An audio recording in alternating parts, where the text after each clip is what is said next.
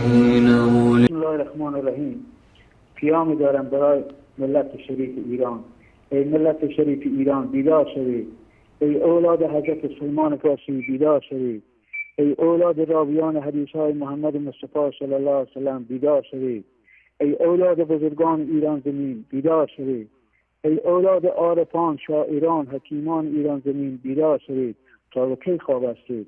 ای اولاد بزرگان ایران زمین که سخت ایشان پیدا به اهل بیت پیغمبر و سنت پیغمبر بودند بیدار شوید. تا به کی خواب هستید؟ بس از این خواب گران. چه ظلم بزرگی بر این فرزندان بزرگ ایران زمین دوا داشتند این ظالمان از خدا بیخبر، که مدت 500 سال است که این پیکر بزرگ جهان اسلام را از بدنه اسلام و نام محمدی که همانا پیروان قرآن مجید و سنت رسول الله صلی الله علیه وسلم جدا کردند. نتین خدا و شما باد ای دشمنان قرآن و سنت رسول الله. و این ملت پر افتخار ایران زمین را به اسارت گرفتند و اون عقیده باطل خود را با کشتار به سوختاندن و قتل عام این ملت بزرگ تعمیل کردند به نام ولایت فقیر امام زمان. و مدت 500 سال است که با عقل و شعور این ملت بازی میکنند و مکتب یا حزب به نام شیعه بر این ملت کهن پر افتخار تعمیل کردند به نام اسلام که نه سندی از قرآن مجید دارد و نه سندی از سنت رسول الله صلی الله علیه وسلم. و دیوار بلند غیر قابل نفوذ به خیال خودشان کشیدند تا دور این ملت اسیر و نگذاشتند که این ملت اسیر که رابطه داشته باشند با اهل سنت یعنی پیروان قرآن مجید و سنت رسول الله. همیشه سخت کوشیدند که دور نگه دارند این ملت اسیر را از اهل سنت و اهل سنت را دشمن معرفی کردند و جلوگیری کردند از مساجد اهل سنت و نماز خواندن اهل سنت در شهرهای بزرگ که مبادا شیعیان از حقیقت اسلام و نام محمدی خبر شوند که همانا پیام قرآن مجید و سنت رسول الله صلی الله علیه وسلم. حتی در مراسم حج این ملت اسیر را آزاد نمیگذارند و مسلمانان رابطه داشته باشند چون که خائن همیشه خائف است. ای ملت شریف ایران بیدار شوید که سر شما را شیره مالیدند از فیدنده خالی چرک کردن سر شما را.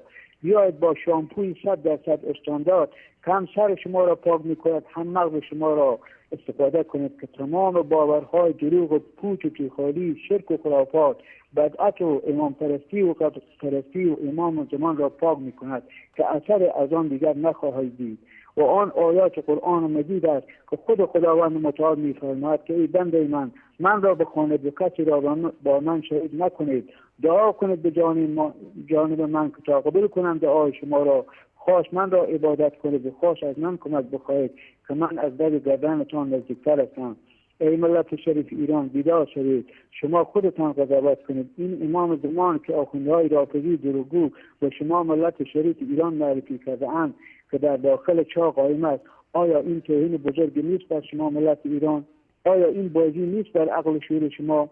پس این چاه ظلمانی و این امام زمان نامعلوم را با خاک پاک صداقت پر می‌کنید که دیگر منبع دروغی نباشد بر این ملت شریف. یا ای برادر عزیزم و خواهر محترم که شیعه هستی، به خدا قسم که دوستتان داریم چون که همه ما با هم خواهر برادر هستیم. بیاید شما هم 100% از این امام زمان اهل سنت که همان کلام رب العالمین یعنی قرآن مجید است پیروی کنید و در دنیا و آخرت سعادتمند و کامیاب و سرفراز گردیم. و السلام و زاوت با شما. بله، پیام جالبی بود از این بیننده عزیز. یکی از آیاتی رو که ذکر کردن ترجمه شد در صحبت هاشون آیه 19 سوره قاف هست که الله سبحانه و تعالی می فرماید ولقد خلقنا الانسان و نعلم ما توسوس به نفسه و نحن اقرب الیه من حبل الورید. ما انسان را خلق کردیم و ما میدانیم آنچه که در نفسش به او وسوسه می کند. امام زمان نمیدونه، بقیه امامان نمیدونند، پیامبران نمیدانند، پیرها و کسایی که به نام اولیاء امروز مسلمان ها را فریب میدن اینها نمیدونند. تنها کسی که از نفس ما خبر است، از وسوسه هایی که در دلهای ما خبر است کی است؟ ذات اقدس الهی، کسی که ما را خلق کرده. میگه ولقد خلقنا الانسان و نعلم ما توسوس به نفسه و نحن اقرب الیه من حبل الورید. و ما از شارگ گردنش هم به او نزدیک تر هستیم. الله سبحانه و تعالی میگه که ما از شعره گردن به شما نزدیک تر هستیم، ما هرچه در دل شما میگذره میدانیم. اما انسان ها چیکار میکنن؟ انکار میکنن. اما انسان ها به جای این که به سوی این پروردگار مهربان برن، به سوی کسانی میرن که هیچ اختیاری در خیر و شر ما ندارن، کسانی که از نفس خودشون هم اطلاع ندارن، از عاقبت خودشون هم اطلاع ندارن، هیچ خوبی و بدی رو از خودشون نمیتونن دور بکنن. اما در ادامه آیات الله سبحانه و تعالی حال کسانی رو بیان میکنه که بعد از این زندگی دنیا وارد زندگی برزخ میشن، وارد زندگی اون دنیا میشن. در اینجا احمد جان اگر نشون بدی این آیه رو، اذ یتلقى المتلقیان عن الیمین و عن الشمال قعید، انگامی که دو فرشته فراگیرنده بر جانب راست و چپ نشستند و اعمال را فرا میگیرند. این دو فرشته‌ای که در نامه اعمال ما رو در شانه چپ و شانه راست ما دارن هر لحظه هر حرفی رو که ما میگیم یادداشت میکنن. ما یلفظ من قول الا لدیه رقیب عتید. هیچ سخنی رو انسان به زبانش جاری نمیکنه مگر اینکه در نزد این انسان یک مراقب، یک نگهبانی که حاضر است و آماده نوشتن است هر لفظی که از زبان ما خارج میشه. بعد از اون چی میشه؟ بعد از اینکه اجل انسان فرا میرسه و جاءت سکرة الموت بالحق ذلك ما كنت منه تحید، و جانکنی مرگ، سختی حالت مرگ فرا رسید و این همان چیزی است که انسان از آن فرار میکرد. چقدر میترسن امروز از مرگ، چقدر انسان‌هایی که تا ذکر مرگ بشه فرار میکنن. من یادم میاد با یکی از زائران در بقیع روش زیارت رو داشتم بهشون میگفتم السلام علیکم یا دار قوم مؤمنین، در آخرین دعا میگه که و نحن ان شاء الله بكم لاحقون، و ما هم ان شاء الله به شما پیوست خواهیم شد. گفت نه تو رو به خدا این آخرش رو من نمیگم. سبحان الله، انسان چقدر غافل است. شما مگه چند سال میخوای عمر بکنی؟ اون موقع شاید ایشون عمرشون در حدود 30 سال بود، 35 سال. خب 40 50 60 70 یک روزی باید بری، یک روزی باید تو همین قبر، تو همین جایی که امروز، تو همین قبرستانایی که ما میریم امروز زیارتشون میکنیم، دعا میکنیم براشون، یک روزی ما هم میریم در کنار اینها. هیچ انسانی در این دنیا تا ابد زنده نمیمانه. اگر میماند بهترین انسانها، اشرف مخلوقات محمد مصطفی صلی الله علیه و آله و سلم شایسته بود که تا قیامت زنده می بود. بعد از اون مرحله بعدی زندگی شروع میشه و نفخ فی الصور ذلک یوم الوعید. اون روزی است که در صور دمیده می شود، اون صدای وحشتناکی که در روز قیامت رخ میده. و این روز چی است؟ روز تحقق وعده های الهی است. اون کسایی که انکار میکنن، اون کسایی که قبول نمیکنن.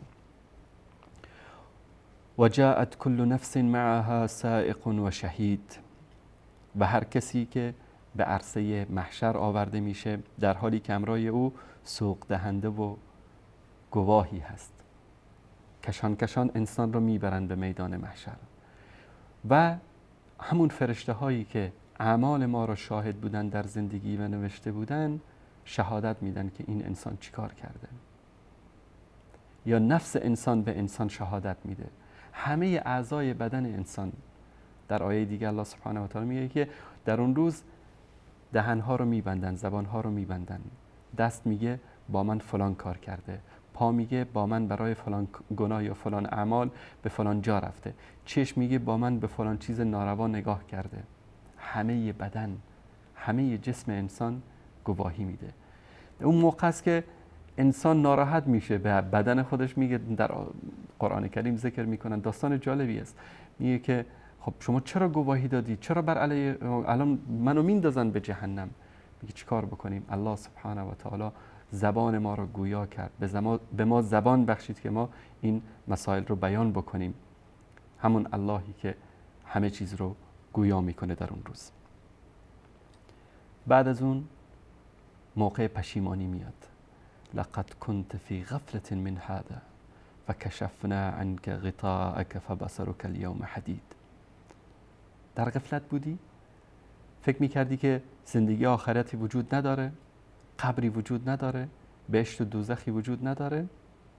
الان چشمات تیزبین شده؟ الان چشمات داره میبینه واقعیت ها رو؟ الان چشمات داره میبینه بهشت و جهنم رو؟ اما تو از این حالت و از این عاقبت خودت غافل بودی و ما امروز این پرده‌ای که در جلوی چشمت بود برداشتیم. این پرده غفلت، این پرده‌ای که هوای نفس انسان رو از حق و حقیقت دور نگه می‌داره. و قال قرینه هذا ما لدی عتید.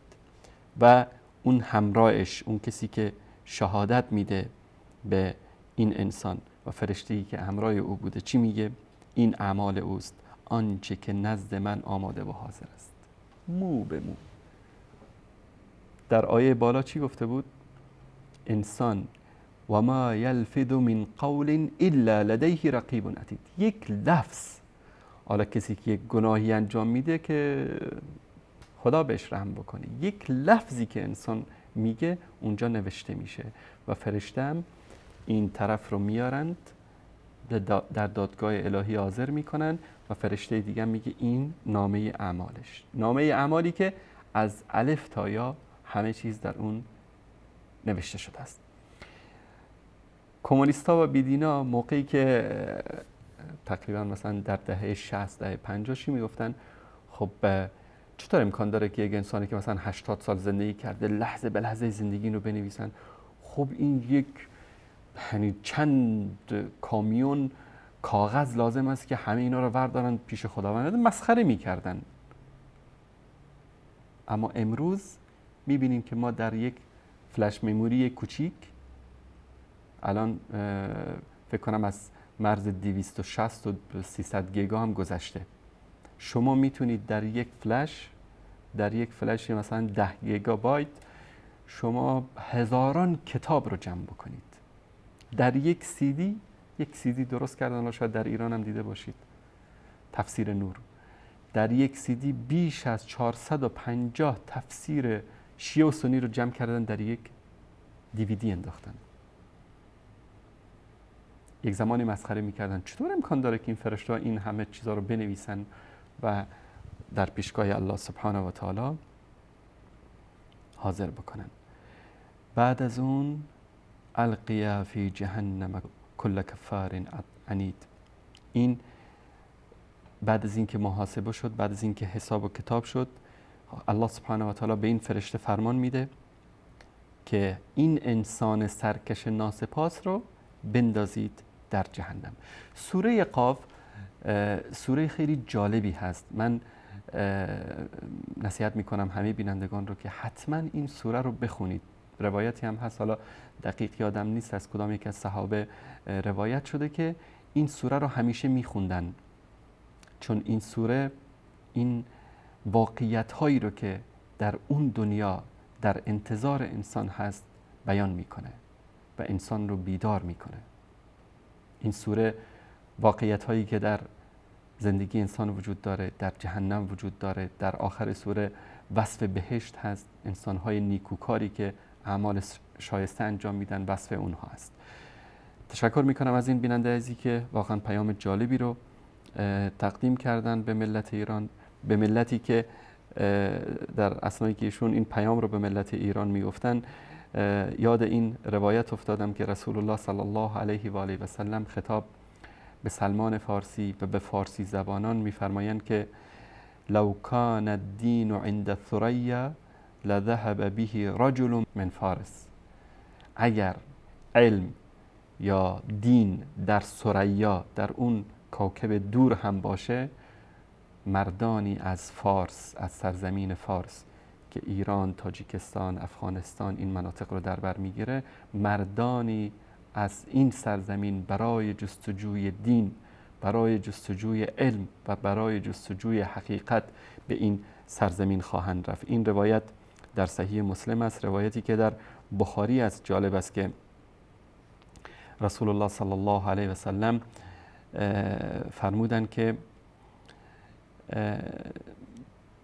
لو کان الایمان عند ثریا لناله رجال او رجل من هؤلاء، و دست مبارکشون رو دوش کی گذاشتن؟ ابوبکر، عمر، علی؟ نه، سلمان فارسی. دستشون رو دوش سلمان فارسی گذاشتن و فرمودن که اگر علم و ایمان در ثریا هم باشه، مردانی از این جماعت یا مردی از این جماعت، یعنی از سرزمین سلمان فارسی، برای به دست آوردن ایمان و علم به جستجوی آن برخواهند خواست.